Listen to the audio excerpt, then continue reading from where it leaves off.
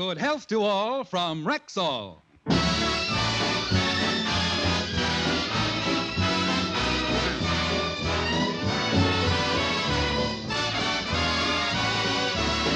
Yes, it's Sunday, time for the Phil Harris-Alice Faye Show, presented by the makers of Rexall drug products and your Rexall family druggist. Good evening.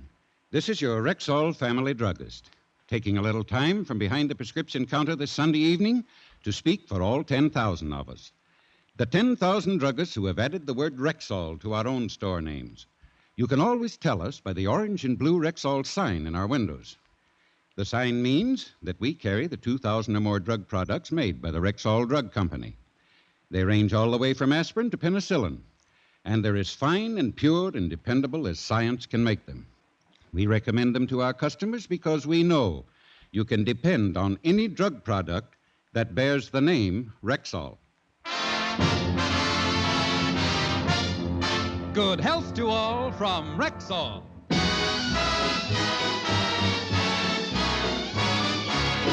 And now your Rexall family druggist brings you the Phil Harris-Alice Faye Show, written by Ray Singer and Dick Chevrolet, with Elliot Lewis, Walter Tetley, Robert North, Janine Roos, Ann Whitfield, Walter Scharf in his music, yours truly, Bill Foreman, and starring Alice Faye and Phil Harris.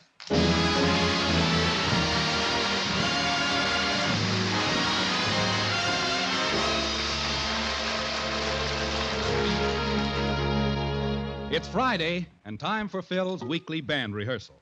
William has borrowed Phil's car, and Alice has to drive Phil downtown. As we look in, Alice and Phil are approaching their garage.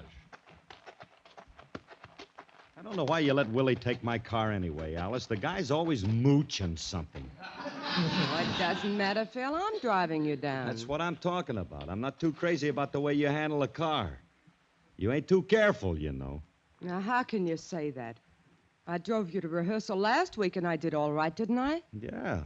You stayed right out in the middle of the street, and you were doing swell until you tried to squeeze between those two streetcars. Oh, that. That car was old anyway. And besides, you managed to sell the car after the accident. Only because I was lucky. I found a guy who wanted a tall, thin Chevrolet. Stop exaggerating. Now get in the car or we'll be late for rehearsal. Well, get in. What are you waiting for? Don't rush. Don't shove. Got to work up courage first. Stepping into this thing is like taking a cruise in a leaky submarine.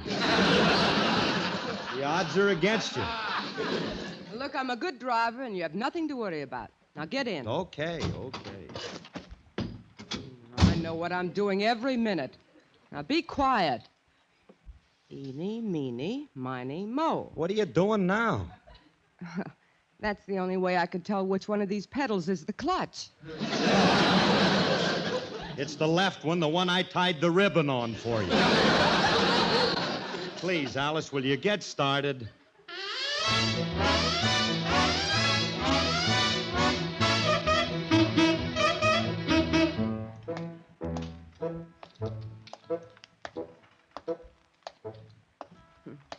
Well, I didn't do so badly, did I, Phil? That was a nice, smooth ride, wasn't it? Yeah. Look, tell me something, Alice. Did you drive a tank during the war? Over the way, Faye. The greatest ride on earth. Come inside, everybody. Hurry. Look, don't ever let that brother of yours have my car again. Why doesn't Willie go back to New York anyway? He's always doing now, something. stop picking on Willie. Here's the studio. Let's go in. All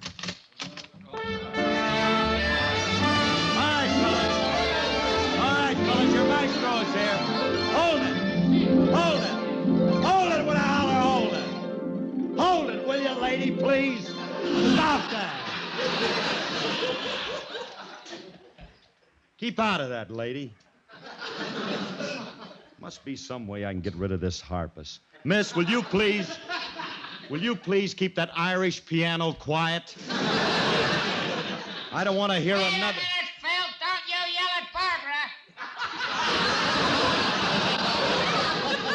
It ain't polite to yell. Look, Artie, don't tell me not... Barbara? Oh, so it's Barbara now. Yeah, us guys in the band like her. It's nice having a cultured tomato around.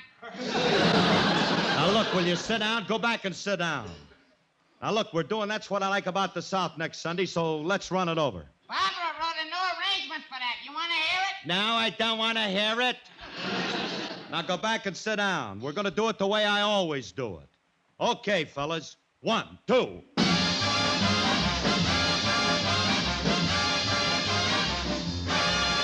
Won't you come with me to Alabama? Won't you come?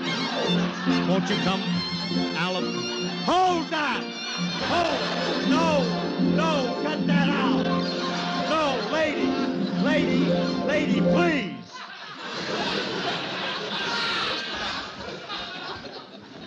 Madam, you're driving me nuts. And when I'm talking to you, get out from behind that harp. You look like you're in for 30 days.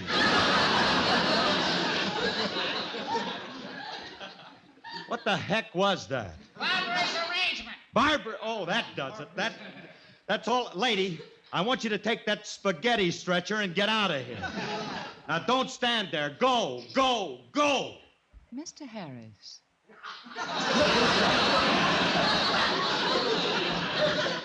She talks.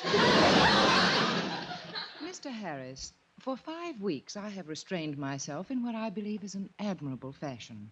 I've tolerated your crude, tyrannical outbursts as long as I possibly can. However, one more of your vulgar, hysterical tirades, and I shall be obliged to kick you right in the teeth.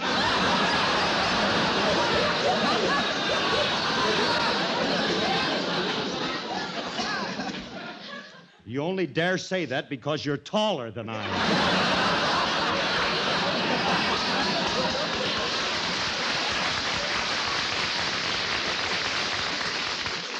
Look, lady, you know you were signed up by mistake. You agreed to release me from my contract. Why don't you be a nice girl and do it? Because your business manager, Mr. Faye, refused to allow me to go. Mr. Faye persuaded me to stay, with an increase in salary. Fabulous Willie, huh? That's fine. One of these days, I'm going to get mad and break every one of his tiddlywinks. Why doesn't he stick to his bookkeeping? No, don't get excited, Phil. Willie's coming over to the house this afternoon, and I'll talk to him. I'll run along now, and I'll see you back at the house. Goodbye, boys. Goodbye, Alice. So long, Alice. So long, Artie.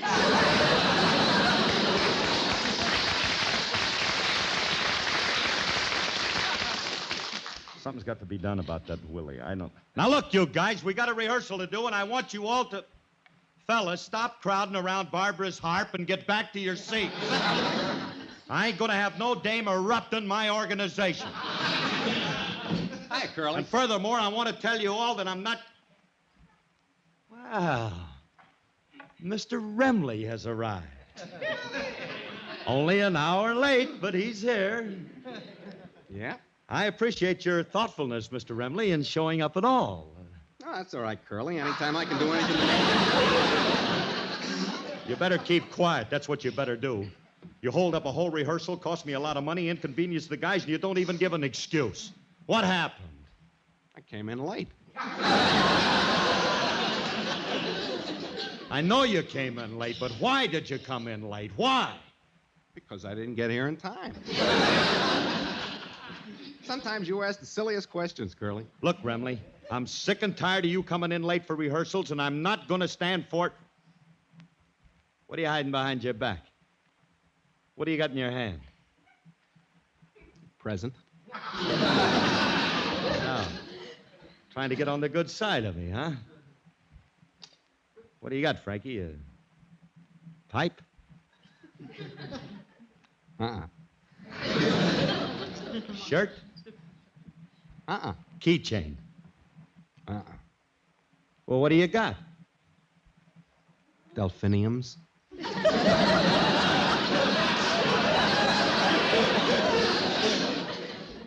Oh, candy, huh?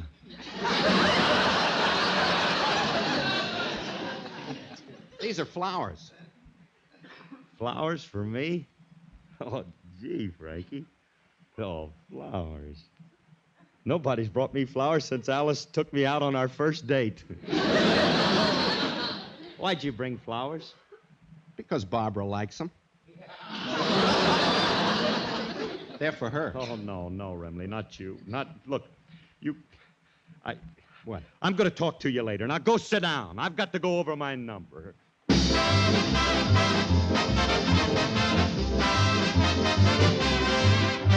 Bill Jackson was a poor old dub who joined the Darktown Poker Club and cursed the day he told him he would join. Oh, that money used to go like it had wings. If he held queen, someone had kings, and each night he would contribute all that coin. And he said, I'm going to play him tight tonight. There be no bobtail flushes make me bite. He said, when I gets in this in my hands, it'll be a peach. And he played him tight and lost his pile, and Bill got peevish after a while, so he rose, looked all around, and made this speech. Said, you all see this brand new razor? Said, I had it sharpened just a day. Now I'm coming in with my rules that I want you to follow when you play. Boy, keep your hands up on the table while you dealing, please. Don't be slipping them aces down there in between your knees. Don't be making them signs like you're trying to tip off your hand, just talking American, boy. American, so's I can understand. And don't be getting them off the bottom because, ooh, that's rough. Take five, then stop. That's enough. Now, when you put the bet up the reds and blues, I don't like it when you're shy. Then if you get busted, go get something. I'm gonna be here by and by. Pass them pasteboards, let me shuffle every time before you deal. Anything goes wrong, I want to see. I mean, you ain't gonna just keep playing that game according to Mr. Hoyley. You gonna play this game according to me.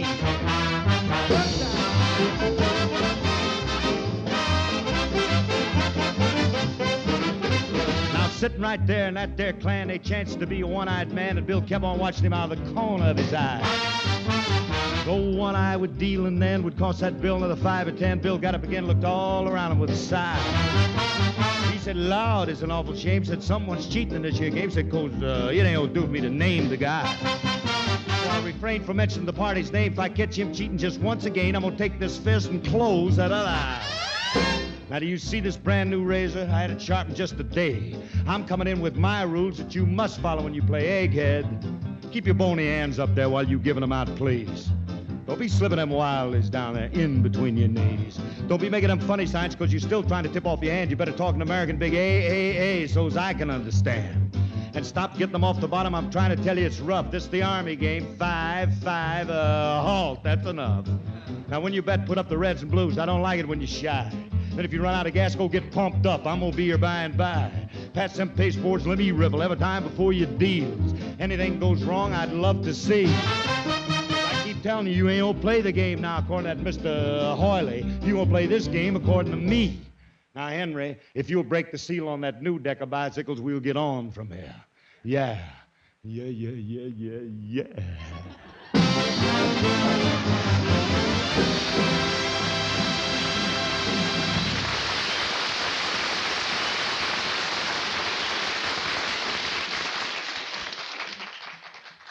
How'd that sound, Frankie? Your vibrato was a little strange. What's bothering you, anyway? What's bothering me? Willie's bothering me. What's always bothering me? Willie. The guy's he's doing everything he can to make my life miserable. I never want to see him again. Frankie, do me a favor. Give me an idea. How can I get rid of Willie permanently? Get rid of him permanently? That's right. Curly, it's not nice to have thoughts like that. Besides, Willie's all right. He never tries to hurt anybody. Oh, no? I got news for you, kid. For 2 months, he's been after Alice to get you off the show. Get me off? That's right, you off. How about dipping him in cement and dropping him in the river? Frank, I didn't mean to dip him in cement or anything that it's... How many bags would we need?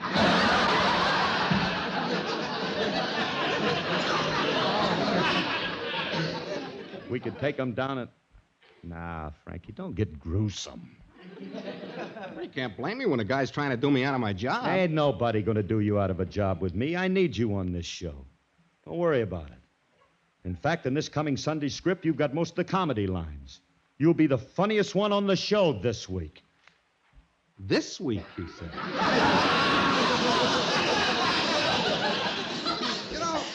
Curly, you're the star of this show, but it must burn you up on Sunday when I get all the laughs. Yeah. But the fire's put out on Monday when I get all the money. Look,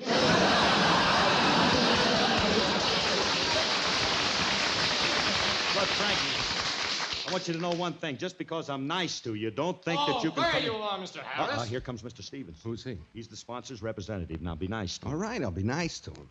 Just because he's the sponsor's representative, I got to cater to him. I'm glad to see you're still here. Oh, how do you do, Mr. Stevenson? I'm glad to see you. Look, Mr. Stevenson, this is Mr. Remley. Well, how do you do, Mr. Remley? Good health to all from Rexall. Being nice enough. Don't Curly? overdo it. What's on your mind, Mr. Stevenson? Well, I just dropped by with the commercials for this Sunday's show. Oh, goody. Yum, yum. We were afraid we weren't going to get them. They're a little longer than usual, Mr. Harris. I hope you can get all the commercial in. Don't plan on it. What was that? Well, you see, I'm going to have most of the comedy lines in next Sunday's show, and I'll get a lot of laughs. So we may not have time for the commercial at all. That is ridiculous, Mr. Remley. What is a radio program without a commercial? Let's try it and see. Quiet.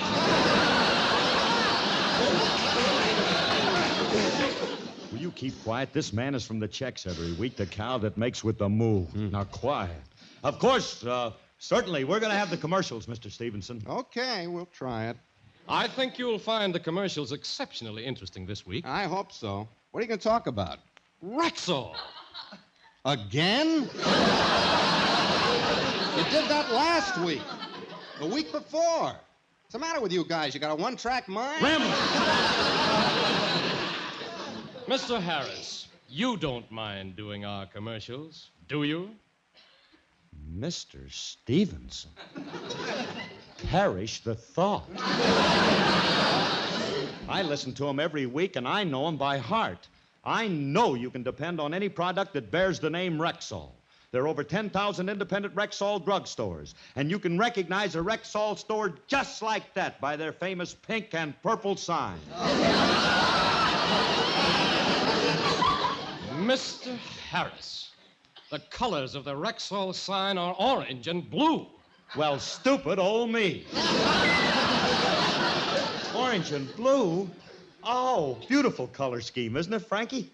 I like pink and purple. Quiet.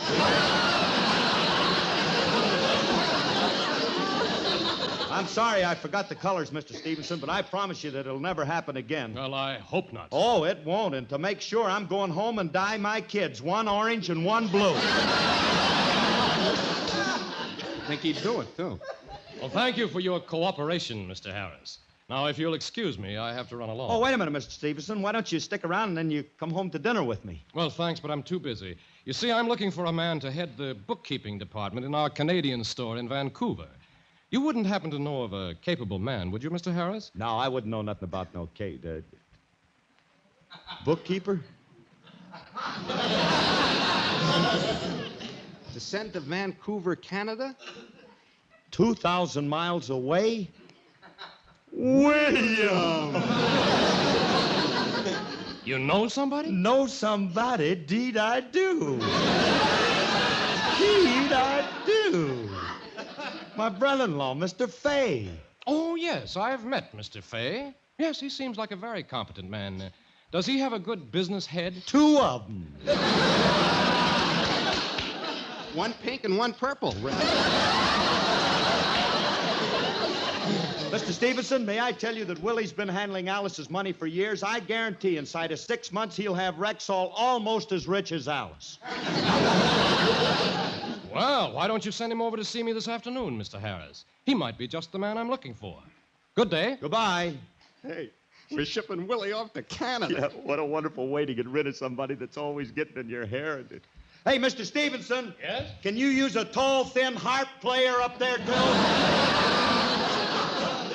Wait a minute, Curly. Don't try to Shanghai all Barbara. right. Never mind, Mr. Stevenson. Come on, Frankie. Let's go home and talk Willie into taking this Vancouver job. Remember, don't tell Alice where it is. She'll know we're trying to get rid of him and queer the whole thing. Oh, boy. Getting Willie off to Vancouver. Canada, Vancouver. Hey, look. What? Let's go home and be very nice to Willie. Remember, very nice.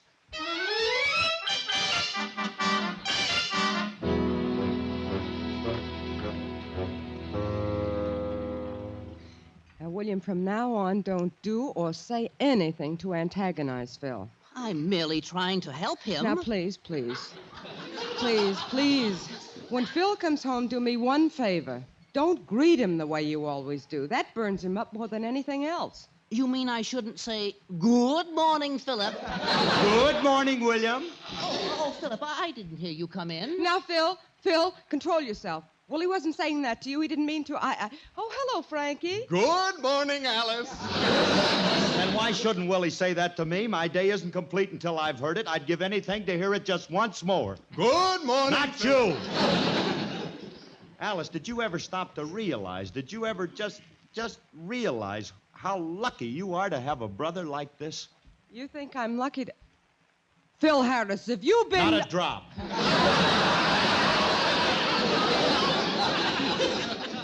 For the first time, I just realized how wrong I've been about Willie. You mean you like him? Like him? I think he's just ginger peachy. Willie, sit down. I got something to tell you. Now, look, take my favorite chair over there. But, Philip, you always get angry when I... Now, don't argue, Willie. Come with me. Come right over here and make yourself just as Philip, comfy. put me down. What are you and Frankie up to this time? That's gratitude. What are you up to? What are you up to? That's gratitude for you. After I go out of my way to get Willie a wonderful job with Rexall. Are you serious? Certainly I'm serious. All he's got to do is to go down and see Mr. Stevenson, sign up, and he's all set. Oh, Willie, isn't it wonderful? You've always wanted to work for them, and now it's come true. Oh, Willie, I'm so happy for you. Alice, put me down. I wish you people wouldn't get so exuberant. Hey, Willie, stop all of that, and you'd better run downtown and see Mr. Stevenson right away. Oh, Now, hurry up. Thank you, Philip. I'll go down right now. I'll return here and let you know as soon as I've talked to Mr. Stevenson. Phil, I don't know why you're doing this, but I think it's sweet of you, and I appreciate it. Oh, it was nothing. No, just the same, you've made me very happy. You were meant for me. I was meant for you.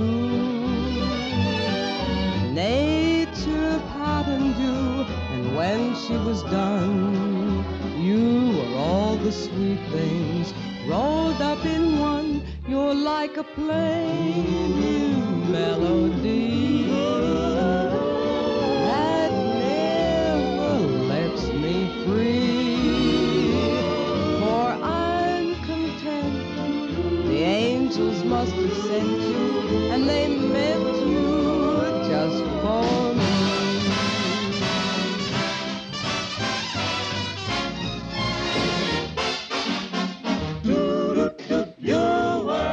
You were meant for me. I was meant for you.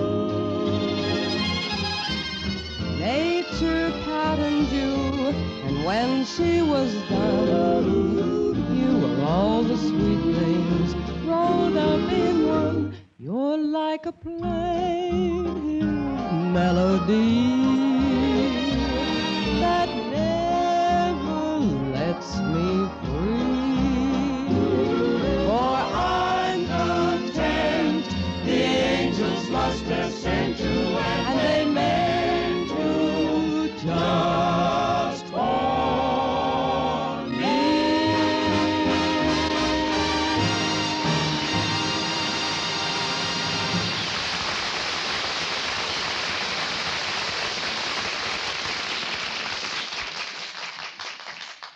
Well, Curly, Willie's been gone over 2 hours. Must have the job by now. Yeah, just think in no time little Willie will be 2,000 beautiful miles away. Oh. I hope he gets a job. If anything happened to keep... Philip, I'm back. Where are you? It's him. Hey, we're in here, Willie. Oh, Philip Franklin, guess what? I got the job. Congratulations, Mr. Harris. Elementary, my dear Remley. Philip, I want to thank you for what You you've haven't done. got time, Willie. Look, I'll go home with you and help you pack your bag. But, Philip, Frankie, that- you go down and get him a train ticket, and wait a minute, the train ain't fast enough. We'll send him by plane. Let's shoot him out of a cannon. Philip, will you please listen? Wait, Just haven't- a minute. William, did I hear you say you got the job? Oh, here it comes. Yes, I got it, Alice. Mr. Stevenson was wonderful. He had an opening in Vancouver. Where? Vancouver. Vancouver? Vancouver? Van Johnson? Thought I'd break up the monotony. Just a moment. I'm beginning to see the light.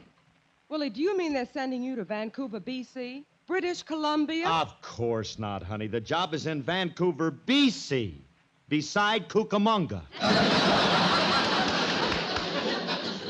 Bill, you ought to be ashamed of yourself, railroading William to Canada. Oh, Rexall isn't sending me to Canada. They're not sending you to Oh, Canada. no, Philip. No, due to your excellent recommendation, they're sending their local man to Vancouver, and I'm taking his place in the Los Angeles office. I feel faint.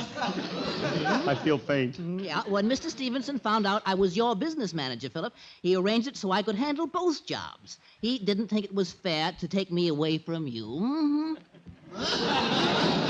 Oh, Phil, you're terrific. Because of you, Willie will still be with us. I think it's wonderful. I think it's grand. I think I'll kill myself.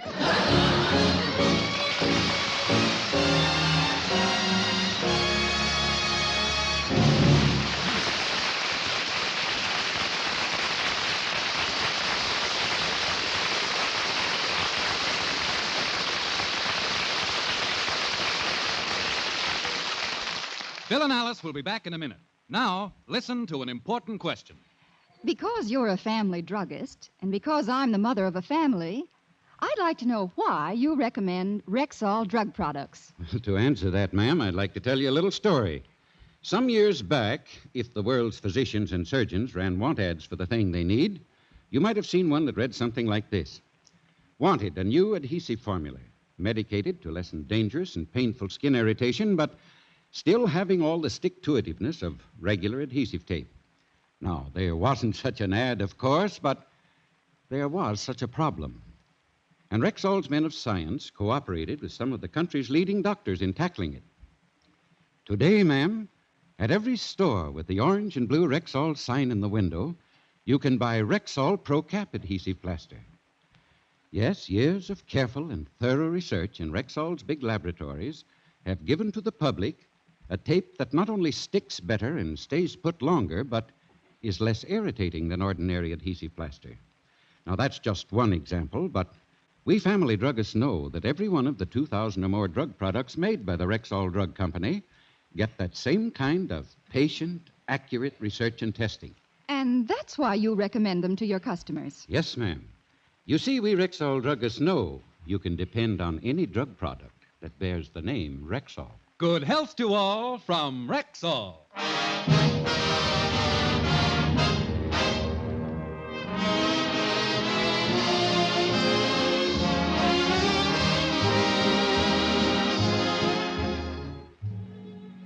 Well, Frankie, Yeah? thought we had a surefire scheme, but we certainly messed it up, didn't we? We? What do you mean, we? Don't be so plural. This happens to be one thing I didn't get you into. The fact that Willie's still with us is all your fault. Well, what are you going to do now? Well, there's only one thing I can do. Frankie, Yeah.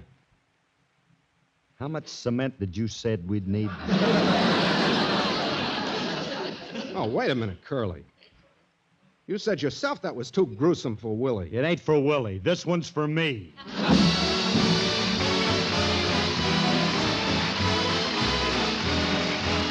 This program was produced and directed by Paul Phillips. Included in today's cast were Sally Creighton, John Beal, and Ollie O'Toole. The part of Frankie Remley was played by Elliott Lewis. Alice Faye appeared through the courtesy of 20th Century Fox. This is Bill Foreman wishing good health to all from Rexall. Sunday is Fun Day on NBC. Stay tuned to this station for the Edgar Berg and Charlie McCarthy Show, which follows immediately.